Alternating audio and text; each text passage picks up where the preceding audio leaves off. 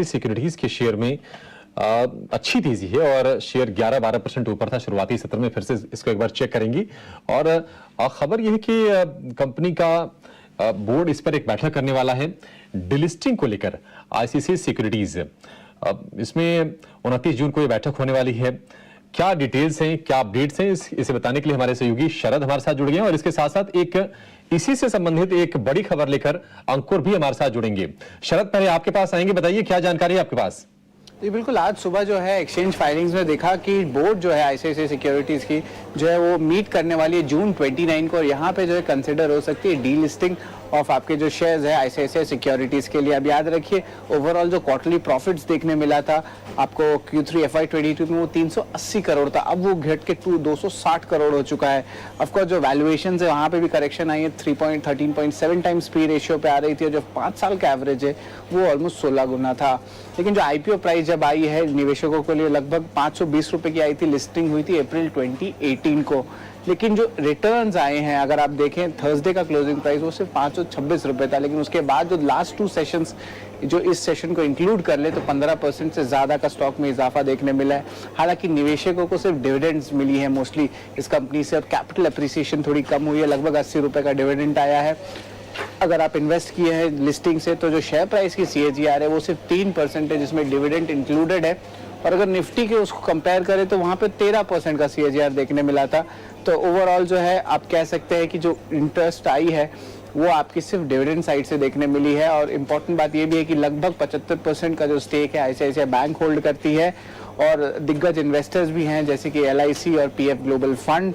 और इम्पोर्टेंट बात यह है कि 2-3 पॉइंट्स है जहां पे रीसेंट परफॉर्मेंस में हमें देखने मिला है कि डाउनग्रेड आया है क्योंकि नए क्लाइंट कम हुए हैं, एक्टिव यूजर बेस कम हुआ है एंड ऑफ कोर्स कंपटीशन देखने मिली है आपको न्यू एज टेक कंपनीज में, और वहां पे उनकी लॉस ऑफ मार्केट शेयर भी हुई, स्पेशली जब जीरोडा आया है मार्केट में। और ऑफ कोर्स जो कोर ब्रोकिंग इनकम है वहां पे भी अभी भी प्रेशर देखने मिली है। ठीक है, तो CAGR लिस्टिंग के बाद से अप्रैल 2018 में लिस्टिंग हुई थी, यानी कि 5 साल से ज्यादा समय हो गया। अगर आप डिविडेंड की रकम को निकाल दीजिए तो CAGR 3% के आसपास का रिटर्न मिला, और इस दौरान निफ्टी में जो CAGR रिटर्न है वो है 13% का, तो शेयर ने अंडर परफॉर्म किया है। और अभी ICICI बैंक जो कि इसका प्रमोटर है उसकी 75% के आसपास का स्टेक है और अब डिलिस्टिंग की तैयारी चल रही है। लेकिन एक डिलिस्टिंग को लेकर एक्सक्लूसिव खबर लेकर हमारे सहयोगी अंकुर हमारे साथ हैं। अंकुर, बताइए आपके पास क्या जानकारी है। जी हाँ, आमतौर पे जब डिलिस्टिंग का अनाउंसमेंट होता है तो शेयर धारकों की एक्सपेक्टेशन यही होती है कि जब डिलिस्टिंग होगी तो वहां पे उनको कैश मिलेगा, कुछ एप्रिसिएशन मिलेगा, मतलब 30 से 40% से ऊपर का भाव मिलेगा।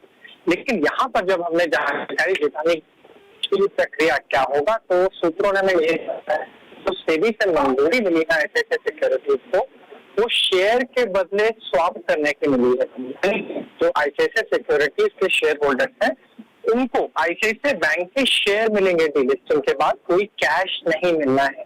एक तो ये जानकारी हुई है। दूसरी, एक शेयर धारकों के मन में एक जरूर ये सवाल है कि आखिर कंपनी ने डिलिस्टिंग का सोचा ही क्यों, क्योंकि कई सारे वहां पर ये भी धारणा है कि आगे जाके उनकी जो ब्रोकिंग बिजनेस है, सिक्योरिटीज बिजनेस है, वो जाके लिस्ट होगी, जबकि यहाँ पर 5 साल लिस्टिंग होने के बाद कंपनी ने ये विचार किया है कि वो डीलिस्ट करे। हमें सूत्र यही बता रहे हैं कि यहाँ पर आईसीआईसीआई सिक्योरिटीज को और बैंक को बिल्कुल यही लगता है कि जो लिस्टिंग है उसे अभी फिलहाल कोई फायदा नहीं है।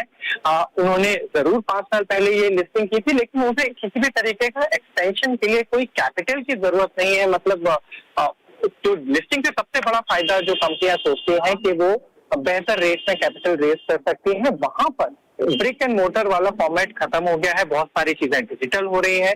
तो कंपनी का मानना यही है कि अब वो पूरी तरीके से बैंक के साथ जैसे ट्रेडिंग अकाउंट भी दे रहा है तो वो एक्सपेंशन को पूरी तरीके से फंड कर सकता है और उन्हें बाजार में रहने की कोई जरूरत नहीं है। अंकुर, बहुत ही अहम जानकारी आप लेकर आए हैं।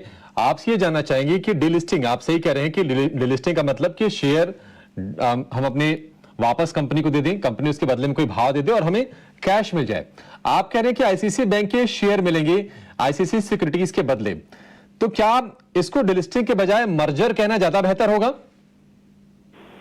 जी, हम मर्जर तो नहीं बोल सकते हैं क्योंकि अभी भी जैसे आपने बताया है कि 75% से ज्यादा की जो शेयर होल्डिंग है वो ऑलरेडी आईसीआईसीआई बैंक की है और ये उनका स्ट्रक्चर है।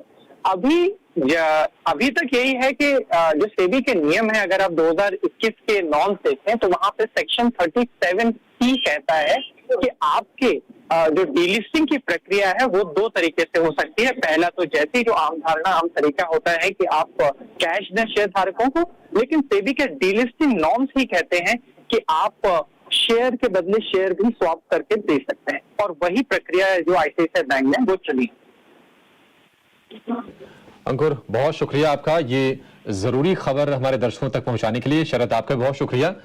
तो आईसीआईसीआई सिक्योरिटीज डिलिस्टिंग की इस अपडेट से 11-12% ऊपर ये ट्रेड कर रहा है। 627 रुपए के आसपास का भाव है। हमने शुक्रवार को भी इस खबर की आहट से हमने तेजी देखी, और जो जैसा कि अंकुर बता रहे हैं कि इसके बदले अब आईसीआईसीआई बैंक के शेयर देने की तैयारी है।